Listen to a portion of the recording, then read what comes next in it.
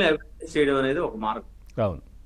చట్ట ప్రకారంగా ఎలా శిక్షించాలో పోలీసు అధికారులు సంపూర్ణ సాక్ష్యాధారాలని సేకరించడం వాళ్ళ జాబ్ చార్ట్. మన జాబ్ చార్ట్ ఏంటంటే మీడియా కావచ్చు, పొలిటికల్ గా ఉన్న మాకు రాజకీయ కార్యకర్తలు కావచ్చు, ప్రజలకి నెక్స్ట్ జనరేషన్ కి ఏమి ఇవ్వాలా, ఎలాంటి నాయకత్వం ఇవ్వాలని దగ్గర ఒక క్లారిటీ ఉండాలి. చట్టంలో లొసుగుల్ని అడ్డం పెట్టుకొని ఖచ్చితంగా ఇలాంటి మానసిక స్థితి ఉన్న వాళ్ళు, క్రిమినాలిటీ ఉన్న వాళ్ళు ఖచ్చితంగా బయటపడాలని చూస్తుంటారు. ఉమ్. అయితే ఇక్కడ మనం గమనించాల్సిన ఒక కీలకమైన విషయం ఏంటంటే, మనం వ్యవస్థల్ని కాపాడుకుంటూనే జనరేషన్స్ ని కాపాడుకోవాలి. ఇప్పుడు జగన్మోహన్ రెడ్డి గారు ఉన్నారు, ఆయన హయాంలో ఒక్క ఉద్యోగం ఇవ్వలేదు. అదేదో కొన్ని ఉద్యోగాలు ఇచ్చారు తప్ప ఉద్యోగాలు పెంచల. కానీ ఈ రోజు రాష్ట్ర ప్రభుత్వం ప్రపంచ స్థాయి అమరావతి నగర నిర్మాణం చేయడమే కాకుండా కేంద్ర ప్రభుత్వం 45 సంస్థలు ఇక్కడ మంజూరు చేసి 15 సంస్థలు నిర్మలా సీతారామన్ గారు ప్రారంభించారు.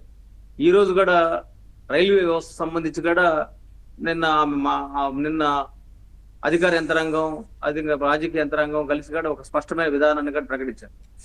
అంటే కొత్త రైళ్లు కావచ్చు, అది ఆంధ్రప్రదేశ్ ప్రజల ఆకాంక్షలు కావచ్చు, లేకపోతే ఇంకా రకరకాల అభివృద్ధి కార్యక్రమాల వైపు ప్రభుత్వం శరవేగంతో ముందుకెళ్తుంది.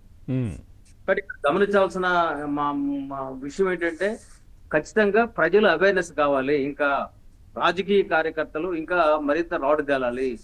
ఇప్పుడు చూడండి, అనేక అంశాల్లో జగన్మోహన్ రెడ్డి గారి ముద్దాయిని ప్రజలకు అర్థమవుతాం, ఎక్స్పోజ్ అవుతాం. కాబట్టి ఇప్పుడు పులివెందుల్లో ఆయన గెలిచాడు. పులివెందుల్లో వైనాట్ పులివెందుల అని మేము నినాదంగా ఇచ్చాం గతంలో. అందులో భాగంగానే మండల స్థాయిలో ఆయన ఓడిపోయినారు. రేపొద్దున నియోజకవర్గ స్థాయిలో కూడా ఓటమి అనేది అనివార్యం. పులివెందుల ప్రజలు కూడా తమ ఊరికి చెడ్డ పేరు తెచ్చే వ్యక్తిని ఎట్ట తీసుకొస్తారు ఎమ్మెల్యేగా? ఇప్పుడు వాళ్ళ సమస్యలు మాట్లాడడానికి ఈయన అసెంబ్లీకి రావడం. మరి ఇలాంటి వ్యక్తి ఎమ్మెల్యేకి ఇంపోజ్ చేసుకోవడం వల్ల ఏంటి ఉపయోగం? పులివెందుల ప్రజలకు ఏం ఉపయోగం? కాబట్టి ఇక్కడ మనం అందరు కూడా ఆలోచించాల్సింది ఏంటంటే, ప్రజలకు ఉపయోగపడే వ్యవస్థ ఉండాలి. అలా వ్యవస్థ ఉండి అలాంటి నాయకులు ఉంటే వాళ్ళని మనం ఎంకరేజ్ చేయొచ్చు, తప్పులేదు. వాళ్ళ పార్టీలు కూడా ఎవరో ఒకరిద్దరు మంచి వాళ్ళు ఉంటారు, వాళ్ళు ఖచ్చితంగా గెలుస్తారు, అందులో సందేహం లేదు. కానీ ఇక్కడ మొత్తం ఓవరాల్ గా చూసుకున్నప్పుడు సొంతంగా ఏ నిర్ణయం తీసుకోలేరు. పార్లమెంట్ లో చట్టం చేసిన అమరావతి మీద మావిగన్ అన్నాడంటే ఎంత గుండె ధైర్యం ఉండాలి, ఎంత అరాచక స్వభావం ఉండాలి.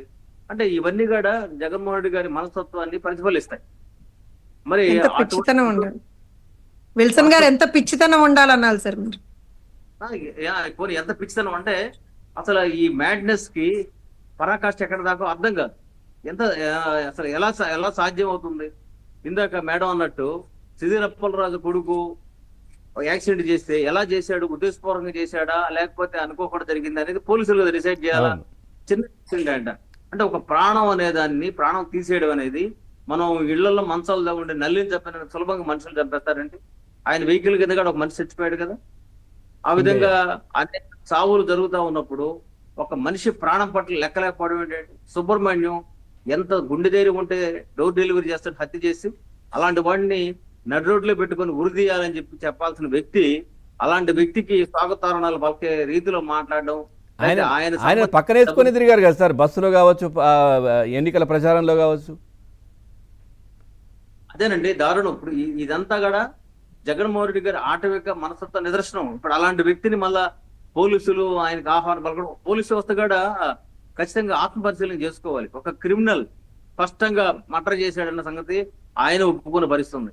ఇలాంటి పరిస్థితులు వ్యక్తులకి ఒక రాజకీయ పార్టీ ఎలా సపోర్ట్ చేస్తుంది? ఎన్నికల వ్యవస్థ కూడా నేనేమంటానంటే, ఎన్నికల వ్యవస్థ కూడా క్రియాశీలంగా వ్యవహరించాలి, మరింత క్రియాశీలంగా వ్యవహరించాలి. ఎందుకంటే ప్రజాస్వామ్యాన్ని బతికించేది ఎన్నికల వ్యవస్థ అనుకున్నప్పుడు, ఆ ప్రజాస్వామ్యాన్ని బలహీనపరిచే ఇటువంటి నాయకత్వం ప్రజలు కంటకులుగా ఉన్నప్పుడు ఎన్నికల వ్యవస్థ కూడా క్రియాశీలంగా ఉండాలి. వాళ్ళు క్రియాశీలంగా ఉండకపోతే ఉపయోగం ఏంటి? నెక్స్ట్ మనకు వచ్చిన స్వతంత్రం ఎవరి కోసం వచ్చింది? అరాచకవాదుల కోసం వచ్చిందా? మొన్న చావు కన్నులొట్టపోయినట్టుగా మనం గెలిచినాం కదా. అంటే అది ప్రజలు ఎందుకు గెలిపించారంటే, జగన్మోహన్ రెడ్డి అరాచకాన్ని గెలిపించారు. మన ప్రతిభ కంటే కూడా జగన్ వ్యతిరేకంగా పడ్డ ఓట్ బ్యాంక్.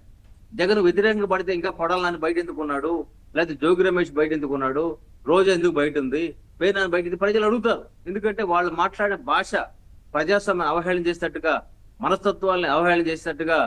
మరి ఈ రోజు రావణ్ లాంటి వాళ్ళని లేకపోతే ఇలాంటి వాళ్ళని ఇంకా ఆయన బ్యాకింగ్ ఉన్నారంటే ఎంత దిగజారుడు మనస్తత్వం అది, ఎంత ధైర్యం ఉంటే పవన్ కళ్యాణ్ మీద ఆ వ్యాఖ్యలు చేస్తాడు రావడం. ఎక్కడి రైట్ నుంచి సార్, వచ్చింది? ఎక్కడి మాట్లాడదాం. నుంచి వచ్చింది? మాట్లాడు. డబ్బు